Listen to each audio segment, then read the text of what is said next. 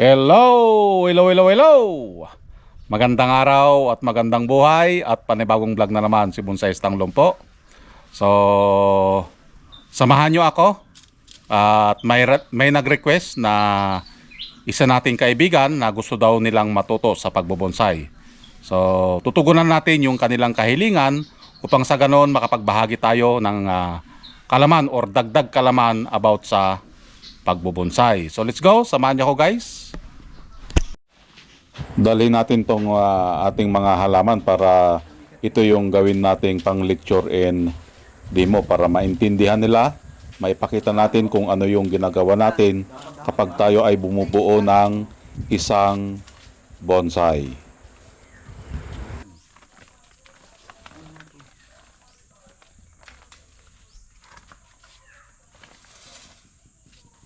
Kapag yung puno or halaman na ilagay sa container, nakailagay sa paso, yon ay bonsai. Kahit gaano ito kalaki. Okay? Either mas malaki, mas maliit, pag nailagay dun sa paso at nagmukhang puno, that is a bonsai. Okay? So, yon.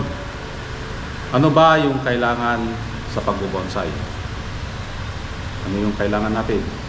Unang-una, money. Oo, okay? Kailangan. Dahil kung wala kang money, hindi ka makapag-provide ng mga magagamit. Okay? Ang bonsai kasi is isa yan sa expensive din na ano natin, hobby. Pero kapag ito ay nagawa mo ng maayos at naibenta mo, babalik din yung ano mo na yun, yung gastos. Okay? Pangalawa, yung time.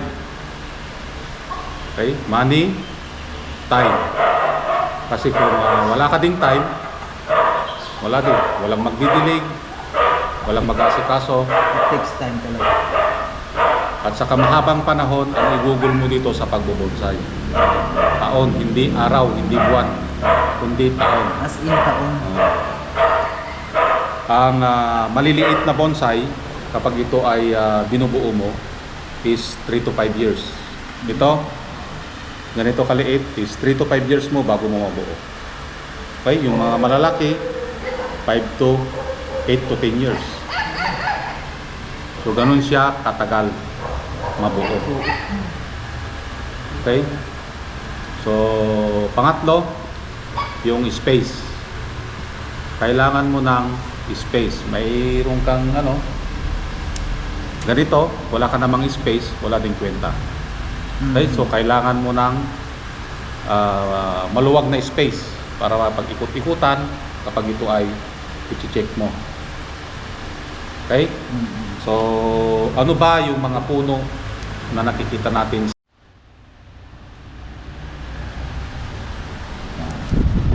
Dito ka makakita ng cascade. Ano yung cascade? Yung cascade, yun yung mga nandun sa bangin. Okay? Yung sanga niya, bumaba. Okay? Nandun sa rangkis, clip area. Ang tawag doon is cascade. Cascading. Okay? Tapos, pagdating mo dito sa parting taas, na medyo na to, straight na maliliit.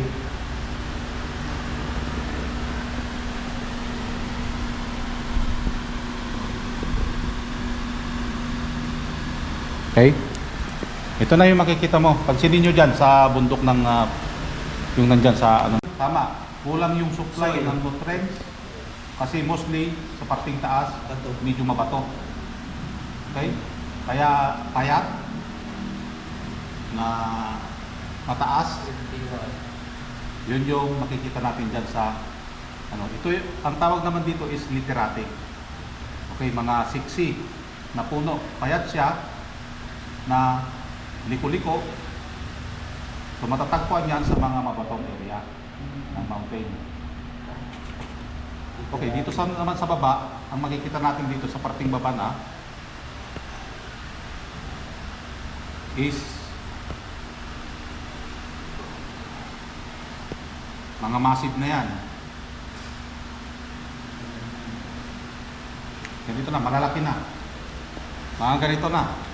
Mga malalaking puno katulad ng mga akasya, makikita natin, malalaki ang puno, mayabong, formal upright. Okay, dito sa parting baba na ang bundok. Okay?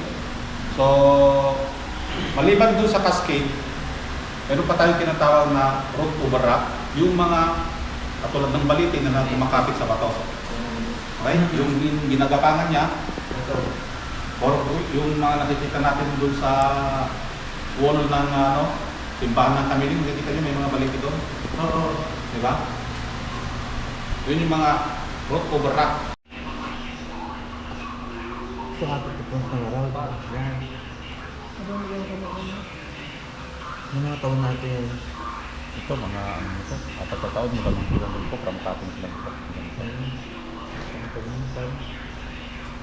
Okay. So, dito tayo maghaharap. Yan. Bakit? Ito yung harap niya. Oo. Bakit? Mayroon tayong nakikitang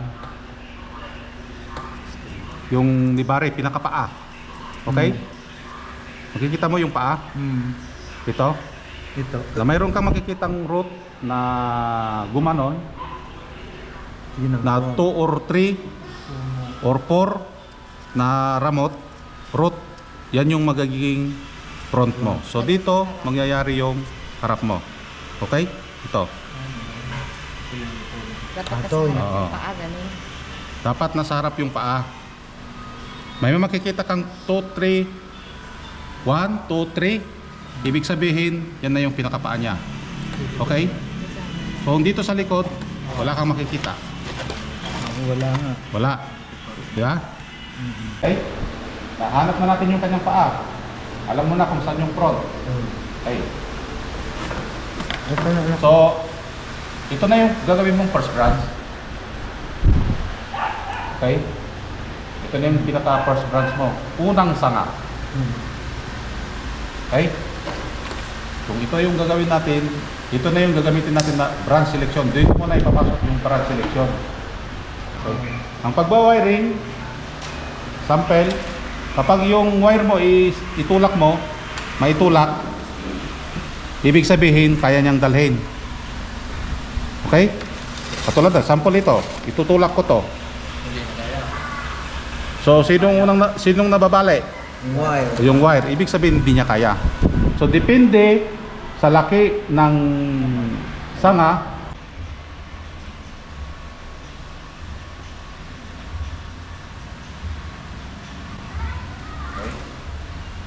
dahan-dahan para maiwasan yung Putol. pagkabali. Pag winner na ganyan, sir, hindi na puputulin dito, sir. Hindi muna tayo magpuputol. Pabalakasin mo na, sir. Palakihin muna natin. Kasi once na nagputol ka, hihina. Babagal yung paglaki ng sanga.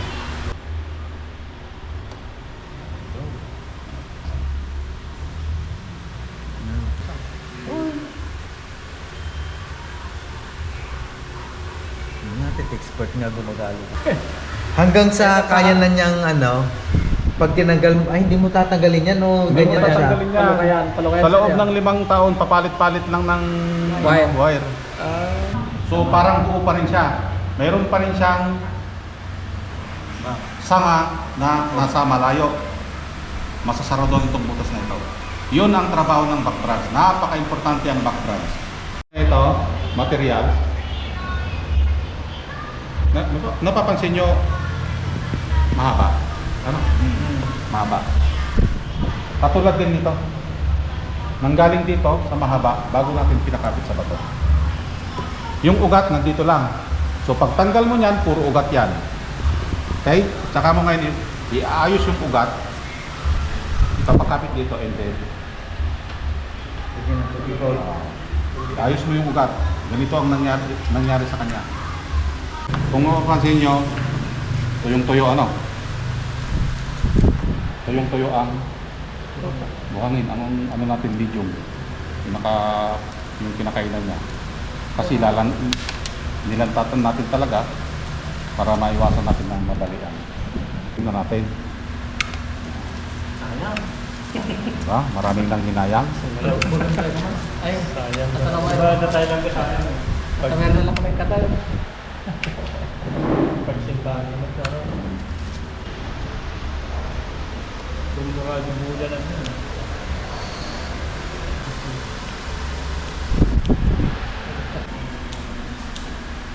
Sana ito lang ayusin yung nilaban na.